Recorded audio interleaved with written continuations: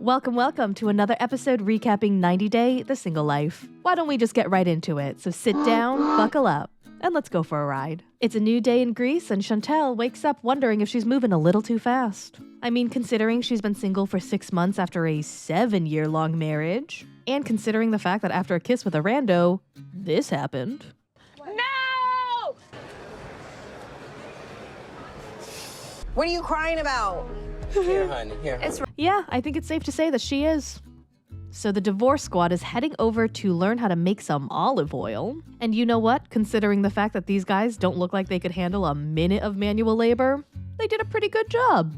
Push, ladies, push!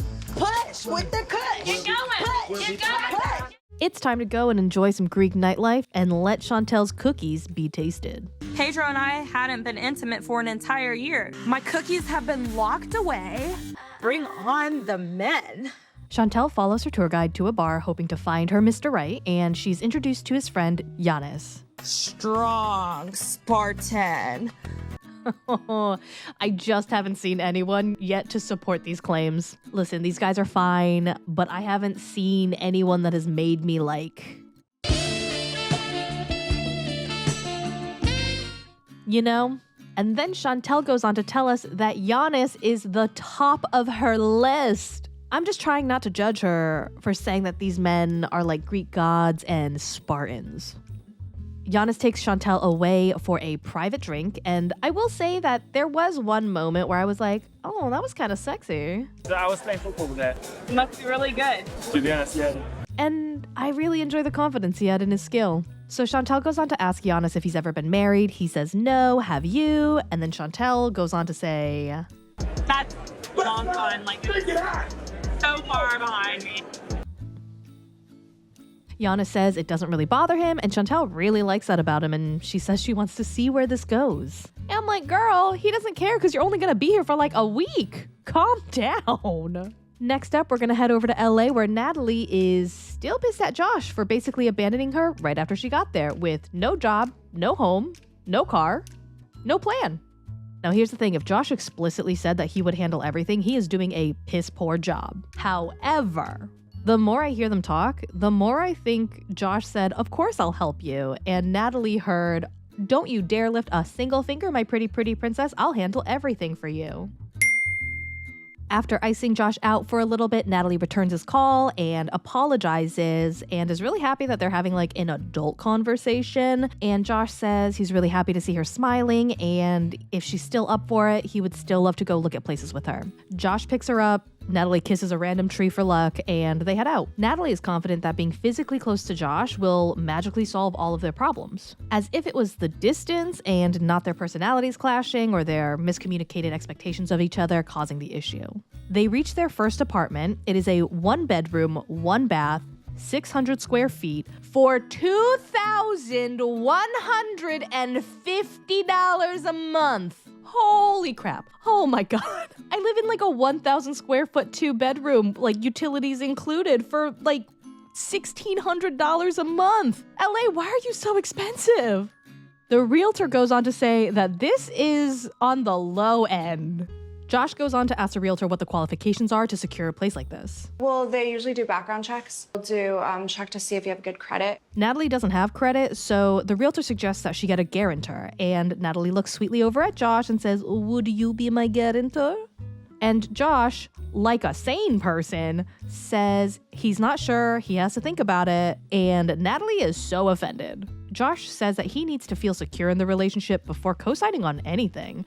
And Natalie says, you need to feel secure. I'm in your country, alone, with mom. You need to feel... This is I think that Josh made the correct decision. I would not want to be legally responsible for paying someone's rent who did not think to secure housing or a job before moving across the country. Hell, Natalie still hasn't even translated her resume into English yet. Next up, we have rich Man Veronica entering the cast. Veronica is a self-proclaimed serial dater. Historically, I've always been super quick to jump into relationships. Never worked out well. She recently transitioned her situationship with a man named Jamal into a monogamous relationship. They start the morning off with Veronica pointing out Jamal's inability to be an effective communicator. I don't think we have to talk like 24/7. Because then it's like, what are we gonna keep talking about? Jamal goes on to blame Veronica's insecurities. I can see maybe an insecurity. Like, oh, he just doesn't care to talk to me, but that's never been the case. If your girlfriend is asking you to text her a little bit more just so that she can feel connected to you throughout the day, it's not that hard. Jamal's worried that they're gonna have nothing to talk about if they text, which is crazy, cause do you not have a personality? Make some shit up. Go on ChatGPT and ask it what you should text your girlfriend. Take pictures of what you ate and tell her it was yummy. I think that this is probably one of the lowest effort asks, and Jamal just can't be bothered. Veronica drops Jamal off at the airport so that he can head back to San Diego, and she heads to a singles dating event with Tim. Tim, after bashing on Veronica's relationship with Jamal, he's like lives at home, he doesn't have a job right now. He hopes that he can get what she has because he is getting really old and he's still single. They go to the event and Tim strikes up a semi-awkward conversation with a woman named Rhonda. One thing I appreciate about Tim, he does not linger. Well, Rhonda, it was a pleasure to meet you. Nice to meet you. Good luck. He knows how to exit a conversation that's heading south. There are a lot of people that do not know how to do that. He ends up running into a friend of his, Louisa, who he met on social media a while back, and they struck up conversation, but they never actually got together because both of them ended up getting involved with other people. They head to a couch to drink and have a talk, and Tim asks her on a date, to which she says, Yeah. So we'll see how that goes because I can't really tell if Louisa wants to go on a date or if she was paid to. Next up, we have Tyray the teddy bear, and he is getting ready for his first date ever. I'm 100% ready to go on a first date. I'm excited. It's something I've been looking forward to doing for a long time now. He's on his way with some flowers, and I really appreciate that he explains why he picked those flowers because it shows that he put thought into them and he didn't just go into a store and grab a random bouquet.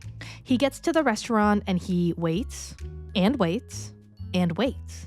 Now, an hour has passed since their agreed upon meeting time, and she still hasn't responded to any of his text messages. She hasn't responded to his phone calls, and Tyray kind of accepts that he's been stood up. I hope that this is not true because in the last episode, Tiffany looked super into Ty, and she sounded really excited that he asked her out. I mean, when he called her, it did immediately go to voicemail, so I don't know, maybe her phone was off. Maybe she got stuck somewhere, her battery died, and I don't know if I'm just making up excuses because I really don't want this little baby bird to get his heart broken.